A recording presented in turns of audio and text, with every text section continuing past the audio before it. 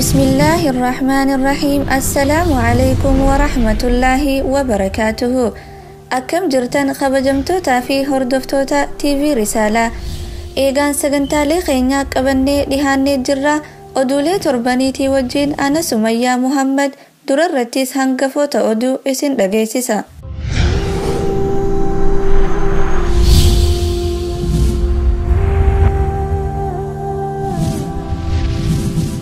walitti qabaa koree fala barbaadu hawaasa muslimaa kan tahe Ustaaz Abubakar Ahmad dhukkubsachaa jiraachuun isaa dhagayame. Guyyaa Salaasaa Apriil 5 Sheekh Abdulqaadir Gammadii gama akhiraa deemuun isaa dhagayame. Kitaabni seenaa caalima guddaa biyya keenya Dr. Jaylaan Khadiiriin qophaa'ee magaalaa irra ooluun beekame. Apriil 2 bara 2016 kutaa Minisootaa magaalaa Simpoolitti sagantaan gargaarsa masgiidaa bifa bareedaadhaan xumurame. Bilaal Oromoo Daawaa Seentar wal dorgommii Qur'aanaa qopheessaa jiraachuun isaa beekame. USA Washington keessatti masgiidni haarayni mootummaa Turkiitiin ijaarame eebbifamuun isaa beekame.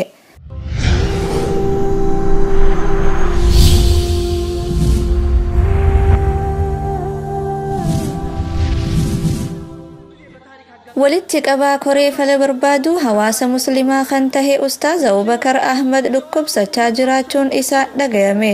Bal'ina oduu tanaatiif Abdul Naasir Tufaa. Ustaazni keenya Abubakar Ahmad kan badii takka malee mootummaan gara jabeenyi wayyaanee adabbii waggaa 22 itti murteessee mana hidhaa Qaallitti keessatti dararamaa jiru dhiheenya kana xiqqoo dhukkubsachaa akka jiru beekame. Ustaazni keenya kabajamaa qaaliin yeroo ammaan tanaa dhibee kaleefi asmiitiin hedduu rakkachaa kan jiruuf hawaasa islaamaa kan akkaan jaalatutti du'aa'ii dhaammachuun isaa dhagahame. Ustaaz Abubakar irratti bulchiinsi mana hidhaa bifa addaatiin dhiibbaa kan irratti gaggeessaa jiruuf kophaa isaa hidhamtoota biraa irraa adda baasanii zoonii 8 keessatti kan dararamaa jiru yoggaa ta'u hidhamtoota isaa wajjin jiranillee akka isa hin dubbifne akka isa wajjin hin nyaanneef akka hin teenye dhoorkaa kan turan ta'uunis beekamee jira. Obboleessi keenya Ustaaz Abubakar maatii isaatii wajjin daqiiqaa 30 qofa akka haasa'u kan isaaf hayyamame bilbilas akka hin fayyadamne waardiyaa bira dhaabuun kan cinqaniif dhiibbaan kun hundi isarratti gaggeeffamus dhibamus dhimmi dhuunfaa isaa osoo guyyaa takka isa hin cinqin dhimma hawaasa isaatiif yaaddawaa jira. Ustaaza keenya rabbiin ni danda'a fayyaa guutuu tan boodaan dhukkubni jirre san nuufaa fayyisu. Isa dhukkubsuun rabbiin adawwii teenya nutti hin gammachiisin jecha hawaasni muslimaa hundi ustaaza keenya yeroo hunda du'aayiidhaan akka yaadannu gamanumaan dhaamsa obbolummaa islaamaa isin yaadachiifna. Odeeffannoon naannoo sanirraa bahaa jirtuun ustaazni keenya haala bareedaarra akka jiru kan ibsameef hawaasni ammas daran du'aayii cimsee akka itti fufuu qabu ibsame. Guyyaa Salaasaa Apriil 5 Sheekh Abdulqaadir Gammadii gama akhiraa deemuun isaa dhagayame. Bal'ina oduu tanaatiif Maamme Yaasiin. Naannoo Shaashamanneetti waggaa dheeraaf hawaasa muslimaa barsiisuu fi tajaajilaa kan turan barsiisaa ulamaa'oota hedduu kan ta'an Sheekh Abdulqaadir Gammadii dhibee isaa mudateen du'aan addunyaa tanarraa deemuun isaanii beekameeti jira. Sheekh Abdulqaadir Gammadii dhukkubsatee waggaa 5 siree irratti waldhaanamaa eega tureen booda guyyaa Salaasaa gama ganda irraa deebi'iin hin jirre sanitti kan godaanan hoggaa ta'u guyyaa 4 Apriil 6 ganda Abooraa keessatti bakka hawaasni muslimaa hedduun ulamaa'onni gurguddoon darasoonnii fi maatiin isaa argamanitti sirni awwaalcha isaanii raawwachuun isa gabaafame. Sheekh Abdulqaadir Gammadii amata dheeraadhaaf hawaasa isaanii beekumsa islaamaatiin kan tajaajilaa turanii fi ustaazota gurguddoo hedduu barsiisaa turuun amma garuu umriin isaanii amata 70tti gara akhiraatti godaananiiti jiran. Sheekh Abdulqaadir ijoollee isaatis ilmii kan barsiisan hoggaa ta'u isaan keessaa Sheekh Siraaj Abdulqaadir kan jaamu magaalaa Shaashamannee keessatti masjiida Rahamaa ganda Duwwaa 2 keessatti barsiisaa akka tahees ibsameeti jira. Rabbiin sheekha keenya abbaa keenya jannatul firdoosiin haa qananiisu jecha hooggansaa fi gaazexeessonni Risaalaa Internaashinaal warra isaatii fi ummata muslimaa hundaaf jajjabina hawwina. Kitaabni seenaa caalima guddaa biyya keenya Dr. Jaylaan Khadiiriin qophaa'ee magaalaa irra ooluun beekame. Bal'ina oduu tanaa Mustaynaa Umar akka itti aanutti nuuf dhiheessiti. Kitaabni seenaa aalima guddaa biyya keenyaa Dr. Jeelaan Kadiiriin qophaa'ee magaalaa irra ooluun dhaga'ame. Dr. Jeelaan Kadiir hojiiwwan babbareedaa ulamaa'onni keenya duraan barreessanii osoo hin maxxanfamin hafe haala bareedaadhaan qopheessee hawaasaaf dhiheessuun isaa beekamee jira. Kitaabni haarayni magaalaa irra oole kun kitaaba yaadannoo sheekotaa Haaji Ahmed Darraa yommuu ta'u, Dr. Jeelaan hojiiwwan ulamaa'ota keenyaa kanneen dagataman barbaadanii barbaachisanii hojjechuun hawaasaaf maxxansaa dhiheessuun dirqama isaa bahuu jira. Kitaabni seenaa ulamaa'ota biyya keenyaa hedduu if keessatti qabate kan hawwiin eegamaa jiru kan Dr. Jeelaan qopheessaa jiru yeroo dhihoo keessatti akka hawaasa biraan bahu beekamee jira. Ifaajee Dr. keenyaa Rabbiin irraa haa qeebalu. Dhaloonni dhufaa jiru kunis hojii Dr. hojjetanii agarsiisaa jiran kana faana bu'uudhaan hojii fi seenaan ulamaa'ota keenyaa akka addunyaa fi hawaasni beekee irraa baratuuf dirqama isaanii bahuu akka qaban ibsamee jira. Ulamaa'onni keenya kitaaba kana kan barreessan afaan Arabaatiin tahuu isaatiin afaan biyyaatiin akka barreeffamuuf obboleeyyan kitaaba kana hiikuu dandeettii qaban akka qooda irraa fudhatanis abdiin eegamaa jira. Ebla 5 bara 2016 Yuunivarsiitii Haromaayaatitti balaan ibiddaa uumamuun dhagayame. Yuunivarsiitii Haromaayaa keessatti doormiin barattootaa daammaraa ja'amuun beekamu kan barattoonni haarayni seenan gubachuun kan ibsame yoo ta'u, doormiin 40 tahuu kan gubate tahuus odeeffannoon ni addeessa. Shoorarkummaa fi balaaleen adda addaa kan biyyattii irra gahaa jiru barattoonni seeraan barumsa isaanii akka hin hordofne dallaya itti tahaa jira. Eegaan akka Rabbiin furmaata fiduu ummanni hundi Rabbi kadhachuu akka qabu dhaamsa hawaasa hundaati. Mootummaa wayyaanii duula amantii fi dhaabbilee amantii keenya irratti bane cimsee itti fufuun isaa dhagayame. Gabaasa qindaa'eef Mustayinaa Umar. Mootummaan abbaa irree masjida naannoo Amaaraa aanaa Meeccaa magaalaa Maraawitti ijaaramaa jiru ijaarsi isaa akka dhaabbatu dhoorkuu isaa maddeen keenya nuuf gabaasan. Masjidni kun bara 2000 keessa akka ijaaramuuf hayyamni seera qabeessaa kan kennameefii ture yommuu ta'u, ijaarsi masjida kanaa haala yeroo qabameefiin hin geggeeffamne jechuun si'a 5 ol beeksisa akeekkachiisaa baasaa kan ture ta'uun isaatis beekamee jira. Hawaasni muslimaas akeekkachiisa mootummaa kana xiyyeeffannoo keessa galchuun ahlal keeroota barbaaduun masjidicha ijaaraa kan jiran yommuu ta'u, mootummaa wayyaanees haala hin beekamneen ijaarsi masjidichaa akka dhaabbatu akeekkachiisuun isaanii beekame. Hawaasni magaalichaas gocha mootummaa kana mormuun booda hiriira nagahaa akka taasisan ta'uun ibsamee jira. Hawaasni muslimaa magaalichaa qaamni dhimma isaa ilaaluu dhimma kanaaf furmaata nuuf hin kennu yoo ta'e wareegama barbaachisu hunda kafaluun masjidicha ijaaruun xumuruuf waada walii seenuun isaanii dhagayame. Rooba guddaa naannoo Affaarii fi naannoo Somaaliyaatti roobeen lubbuun namootaa fi qabeenyi hedduun baduun beekame. Rooba dhiheenya kana akka tasaa magaalaa Jijjigaatti roobeen lubbuun namoota 15 olii kan bahee yoggaa ta'u, naannoo Somaaleettis lubbuun namoota 5 baduun beekame. Keessumattuu naannoo Affaar aanaa magaalee fi Daaloolitti rooba cabbii fi bubbee cimaa makatee roobeen manneen 260 kan diigaman yoo ta'u, beeyladoonni 2000 ol tahan galaanaan fudhatamuu odeeffannoon ni addeessa. Odeeffannuma wal fakkaatuun rooba cimaa godina Harargee bahaatti roobeen daa'imman 2 balaa galaanaatiin lubbuu dhabuun isaanii ibsamee jira. Kanaan dura naannoo Affaaritti dhiheenya kana dhabamuu roobaatiin majlisni naannichaa hawaasni muslimaa dirreetti bahee salaata istiqaa akka salaatu yaamicha kan dhiheessee ture yoggaa ta'u, sanbooda roobni naannichatti roobuu kan eegale ta'uunis beekamee jira. Amma gara odeeffannoo biyya alaatirraa arganneetti achi isin dabarsina.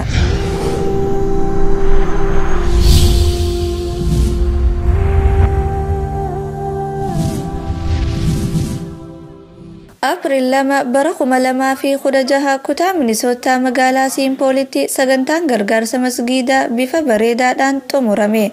gabaasa qindaa'eef Maammee Yaasiin. Eebla 2 bara 2016 kutaa Minisootaa magaalaa Simpoolitti sagantaan gargaarsaa masjiida bifa bareedaadhaan xumurame.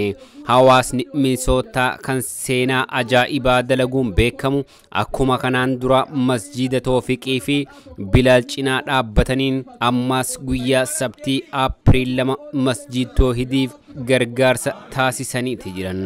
Sagantaa gargaarsaa tanarratti imaamman masjiida lameenii masjiid Toofiqii fi Bilaal kan argaman hoggaa ta'u akkasuma hawaasni muslimaa hedduun qophii kanarratti hirmaachuun qophicha milkaa'inaan kan xumuran ta'uun isaa beekame.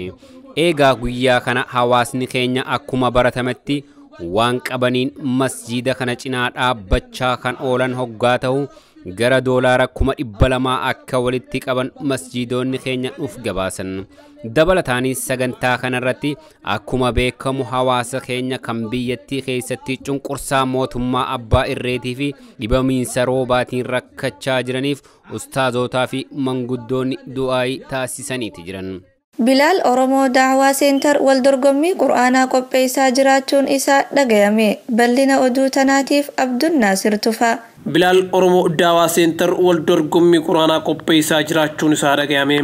Oduu gammachiiftu hawaasa magaalaa lakkuu keessa jiraatan hundaaf masjiidni Bilaal kan magaalaa Firidilee keessatti argamu Mee 28 bara 2016 waldorgommii Qur'aanaa qopheessuun isin affeeraa jira.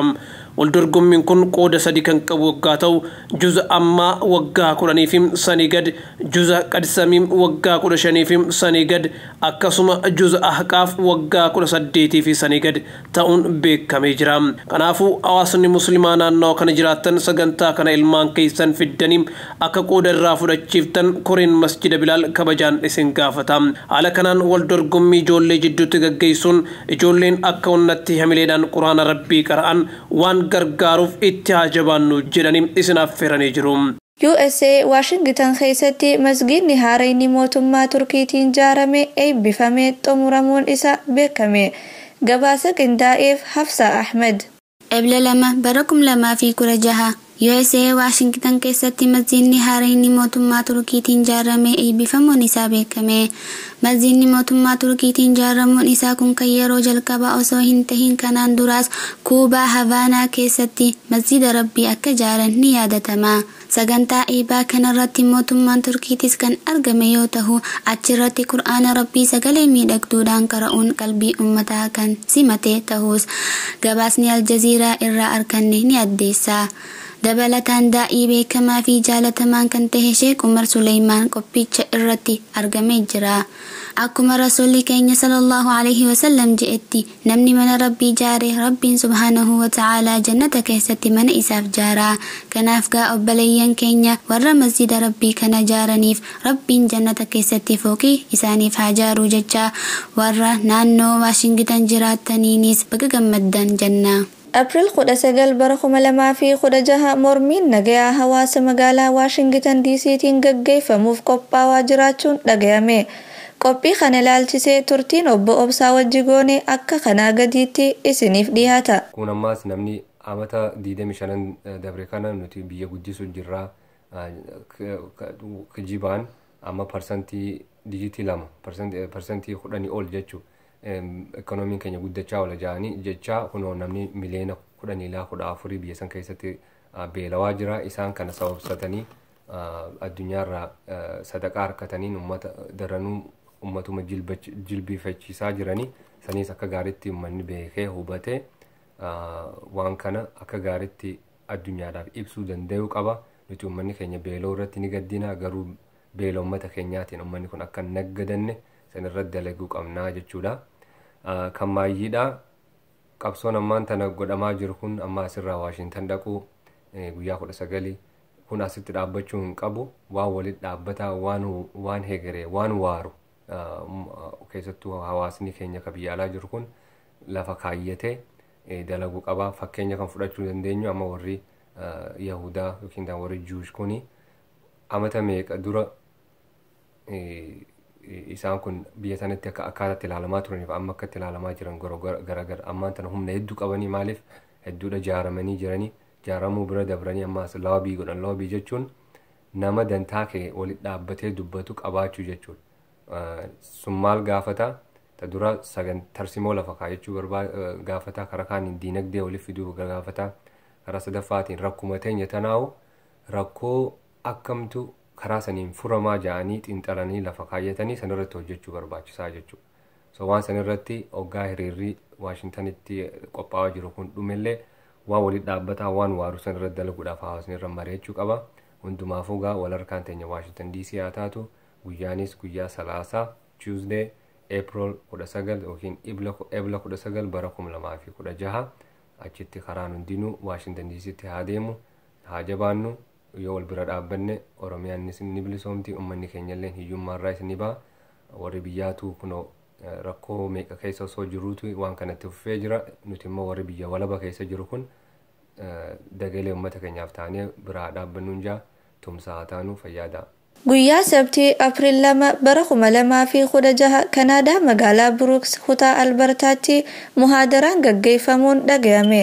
Bal'ina oduu tanaatiif Hafsa Ahmed. Guyyaa Sabtii Ebla 2 bara 2016 Kanaadaa magaalaa Brooks kutaa Albertaatti muhaadaraan gaggeeffamuun dhaga'ame.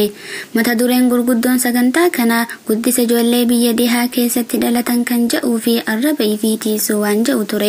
Sheekottiin muhaadaraa tanarratti hirmaatan Sheek Abdii Hussein, Sheek Abdul Maalikii fi akkasuma Sheek Abdul Haafiz Adminton irraa yoggaa ta'u, Sheek Abdul Wahaab, Sheek Abdul Qaadirii fi Ustaad Mahbuub Brooks irraa ta'uun beekamee jira. Sheekan kabajamoo Adminton irraa dhaqaniif hawaasni Brooks simannaa bareedduu kan taasiseefis ta'uu maddoonni keenya nuuf gabaasan. Kaayyoon muhaadaraa tanaa inni guddaan hawaasa muslimaa kan magaalaa Adminton, Kalgaarii fi Brooks qubatu walitti hidhuu akka tahes gabaasni arganne ni ibsa. Torban kana haalli Oromiyaa keessa jiru maal fakkaata? Waan jirurratti obboleessi keenya Maammee Yaasiin waan qopheesse qabaa akka kana gaditti nuuf dhiheessa. Mootummaa Wayyaaneetii fi Itiyoo Teleekoom walii galuudhaan infoormeeshinii akka ala hin baanee fi Vaayibarii fi Waatsaappii, Iskaayipii dabalatee gatii isaanii ol kaasuudhaan akka ummanni hin fayyadamne godhuuf akka deeman maddoonni achirraa argan ni gabaasan. Mootummaan abbaa irree Vaayibar, Waatsaappii kafaltii malee akka hin daleyne godhuuf karoora baafachaa jiraachuun isaa kan beekame oggaa ta'u, Itiyoo Telekoomis haala kana hojiirra oolchuuf karoora isa kan xumure fakkaata. Mootummaan Itoophiyaa kan infoormeeshinii ukkaamsuun beekame akka salphina isaa addunyaan hin dhageenye tattaafachaa kan jiru hoggaa ta'u, eega fincilli didda gabrummaa cimee itti fufee fi eega gochisuu kanneessaan ilmaan Oromootti raawwachaa jiru miidiyaan addunyaa gabaaseen booda baaragaa fi rifaatuun waan qabatuu fi kallakkisu dhabe rakkachaa jiraachuun isa beekamaadha. Haala kanarraa kan ka'e fincila didda gabrummaa tasgabbeessuuf infoormeeshinii akka ala hin baane jechuun argama teeknooloojiin fidde kan duraan gatii xiqqaadhaan hawaasni biyyattii firoota isaa kan biyya alaa jiru itti wal qunnamaa ture kan akka Vaayibar, Waatsaappii fi Iskaayipii dabalatee gatii ol kaasuu maallaqa guddaa malee akka hin daleyne godhuuf karoora xumuree hojiirra oolchuuf akka deemus hubatameeti jira. Kun osoo kanaan jiru Teleekoom Itoophiyaa telefoona firoonni biyya alaa jiran firoottan isaanii kan biyya keessa jiraniif erganis biyya keessatti akka hin hojjanne qollofuuf akka deemu ibseeti jira. Telefoonni kamilleen kan alarraa seena kan Teleekoom Itoophiyaa jalatti hin galmaawin yeroo gabaabduu keessatti akka cufamu kan labse hoggaa ta'u, labsa April 5 bara 2016 baaseen dura irratti hojjettoonni Teleekoom hundi telefoona isaanii galmeessuun ifirraa haa jalqaban yaada jedhuun guyyuma kanatti hojjettoonni Teleekoom telefoona isaanii galmeessuu akka jalqaban maddoonni achirraa dhaqqabe ni ibsa. Eegaan kabajamtoota hordoftoota keenya oduuleen arraaf qabannee isiniif dhihaanne kanuma fakkaata. Wassalaamu alaikum wa rahmatullaahi wa barakaatuhu.